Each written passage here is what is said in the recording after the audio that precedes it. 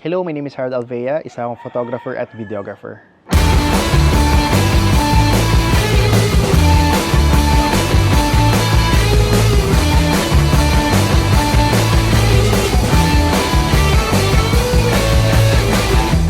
I went for their pickup, yung Changan Hunter K50. I chose Hunter K50 kasi it fits perfectly with both my professional and my personal lifestyle. Sobrang drawn ako sa EV hybrid technology niya, sa comfort and sa versatility kasi sobrang efficient ng city drives pero powerful din enough sa mga long drive ko, lalo na kapag may mga shoot ako outside the city.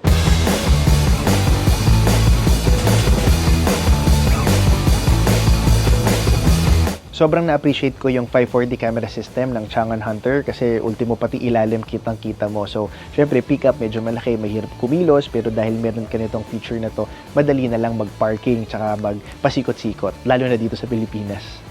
And of course, yung EV mode. Grabe, iba pala talaga hatak ng electric.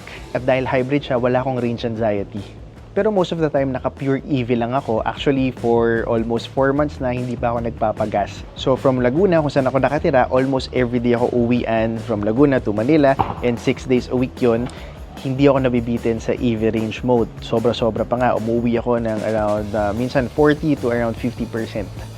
At hindi ko makakalimutan yung design. Unang-una yung unique look niya. Napansin ko sa daan, mas pinagbibigyan ako ngayon dahil tinitingnan muna nila yung itsura ng sasakyan.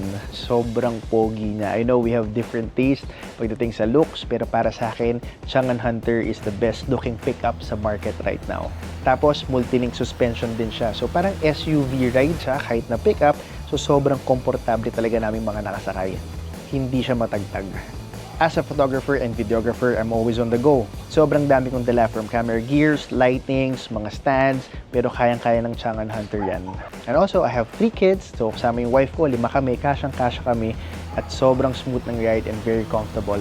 It's become both my daily driver and weekend adventure companion. Masaya ako sa performance and experience. I've already recommended it to a few friends and colleagues, especially those who want to try yung hybrid technology.